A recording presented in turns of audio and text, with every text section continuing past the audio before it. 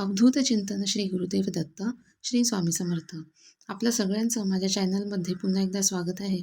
तर बघा, आपल्यापैकी बऱ्याच जणांच्या बाबतीत असं होतं, म्हणजे अगदी लहान मुलामुलींपासून ते अगदी आपण म्हणजे मोठ्यांपर्यंत असं होतं की सतत नजरदोष किंवा मग बाहेर कुठेतरी गेलो आपण तर बाहेरची बाधा किंवा मग कोणाच्या तरी घरी जेवलो आपण तर आपल्याला त्रास होतो किंवा सतत मग आजारपण. आणि आपण उपचार करतो, पण आपलं शरीर जे आहे ते या औषध उपचारांना प्रतिसाद देत नाही. आणि जसजसं आपण ट्रीटमेंट घेतो तसतसा आपला आजार जो आहे तो वाढत जातो. आणि कुठेतरी आपल्या मनात पण येऊन जातं की कोणीतरी काहीतरी केलं असेल, काहीतरी असेल, त्यामुळे मला हा जो त्रास आहे तो होतो.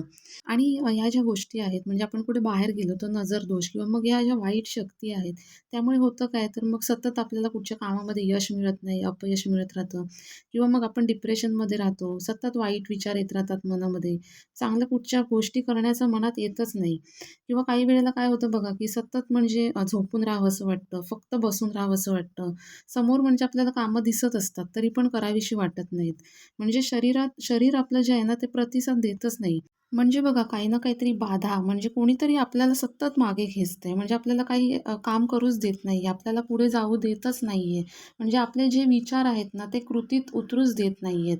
म्हणजे आपल्या विचारांना म्हणजे कामाचं स्वरूप जे आहे, तेच घ्यायला देत नाहीये.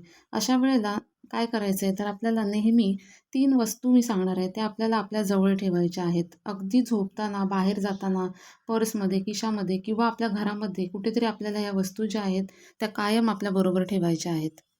याने काय होईल, तर बघा, या ज्या वाईट शक्ती आहेत, नकारात्मक ऊर्जा आहेत ना, त्या आपल्याजवळ थांबणार नाहीत किंवा मग या गोष्टींचा आपल्याला काही त्रास होणार नाही. आणि ह्या सगळ्या गोष्टी असतील, तरी देखील हळू कमी व्हायला मदत होईल आपल्याला. तर बघा, यातली सगळ्यात पहिली जी गोष्ट आहे ती म्हणजे बिबवा.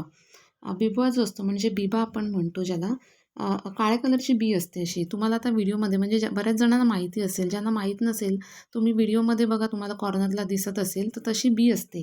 काळ्या कलरची बी असते. तर ही ह्याचं ना गावाकडे खूप झाडं असतात, तर तुम्ही तिथून मागवू शकता किंवा मग शहरी भागामध्ये तुम्हाला पूजेच्या दुकानामध्ये किंवा मग आयुर्वेदिक सामान जिथे मिळतं तिथे तुम्हाला नक्कीच मिळेल. तर हा जो बिबवा आहे, तो आपल्याला कोणत्याही शनिवारी आपल्याला आपल्या जवळ ठेवायचा आहे. आपल्या पर्समध्ये किंवा मग आपल्या उशीखाली, उशीच्या आतमध्ये तुम्ही ठेवू शकता किंवा मग खिशामध्ये कुठेतरी आपल्याला आपल्या जवळ जो आहे, हा ठेवायचा आहे.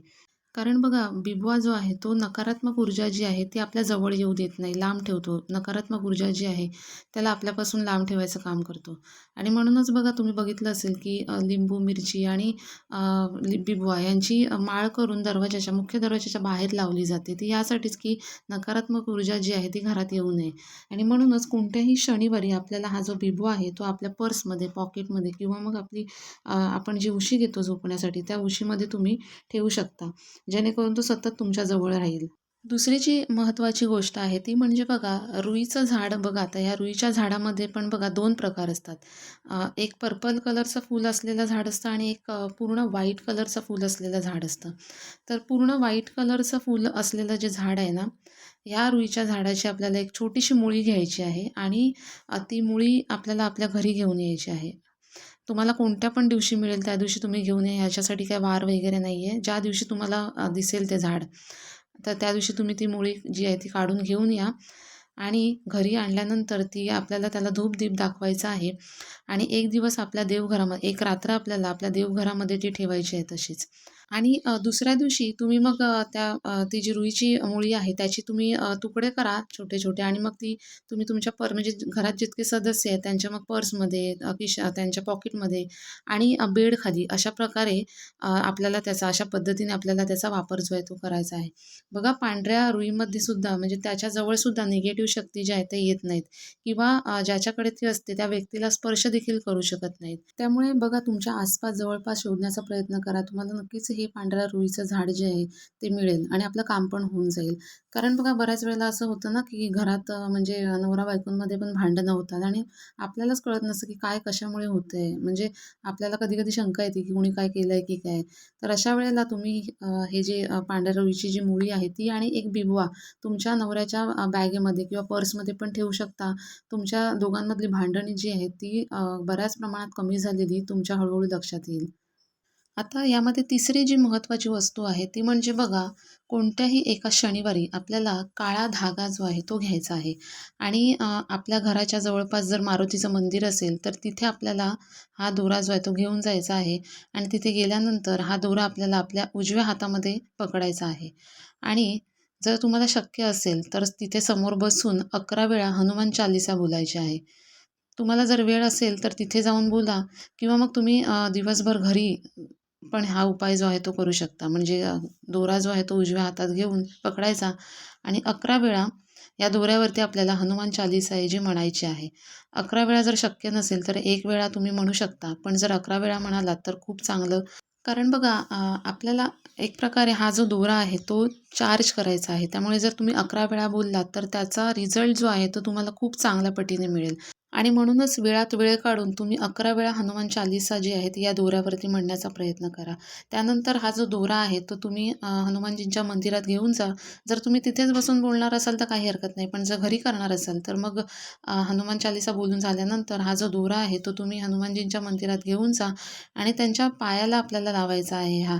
जेणेकरून त्यांच्या पायाचा शेंदूर जो आहे तो त्या त्या दोऱ्याला लागला पाहिजे. आणि मग हा जो दोरा आहे तो आपल्याला घरी घेऊन यायचा आहे आणि ज्या व्यक्तीला त्रास होत असेल म्हणजे जसं की बाधा असेल किंवा मग आजारपण असेल, नजरदोष असेल, या सगळ्या गोष्टी जर होत असतील तर त्या व्यक्तीच्या हातामध्ये किंवा गळ्यामध्ये हा दोरा जो आहे तो आपल्याला बांधायचा आहे. आणि मग हा दोरा काय 2-3 महिन्यांनी कधी खराब होईल किंवा मग तुटण्यास येईल त्यावेळेला आपल्याला हा वाहत्या पाण्यात सोडून द्यायचा आहे आणि मग पुन्हा अशा पद्धतीने धागा जो आहे तो तयार करायचा आहे आणि पुन्हा बांधायचा आहे तो. या पुढची एक गोष्ट आहे ती म्हणजे बघा हनुमानजींच्या पायाचा जो शेंदूर असतो ना, तो शेंदूर एक छोटीशी चांदीची डबी घ्यायची आणि ह्या चांदीच्या डबीमध्ये अगदी छोटीशी चांदीची डबी घ्यायची आणि त्याच्यामध्ये हा जो हनुमानजींच्या पायाचा शेंदूर आहे, तो आपल्याला या डबीमध्ये भरायचा आहे आणि ही डबी जी आहे ती सतत आपल्याबरोबर ठेवायची आहे. आपल्या पर्समध्ये, पॉकेटमध्ये सतत आपल्याबरोबर जी आहे ती ठेवायची आहे. याने देखील आपल्याला जर काही नजरदोष असेल, बाधा असेल किंवा मग आपल्याला डिप्रेशन येत असेल सतत, हे जे सगळे त्रास आहेत ना, ते देखील कमी होतात आणि हळू-हळू नष्ट देखील होतात. तर आणि ह्या शक्ती ज्या आहेत त्या आपल्या आसपास देखील फिरकत नाहीत. तर असे हे पॉवरफुल असे 3-4 उपाय आहेत आपल्या डिप्रेशन, बाधा आणि नजरदोष दूर करण्यासाठी. तुम्ही हे करून बघा. तुम्हाला ह्याचा सकारात्मक परिणाम जो आहे तो नक्कीच मिळेल. व्हिडिओतील माहिती जर तुम्हाला आवडली असेल तर व्हिडिओला लाईक करा आणि अशाच व्हिडिओजसाठी चॅनलला सबस्क्राईब देखील करा. धन्यवाद.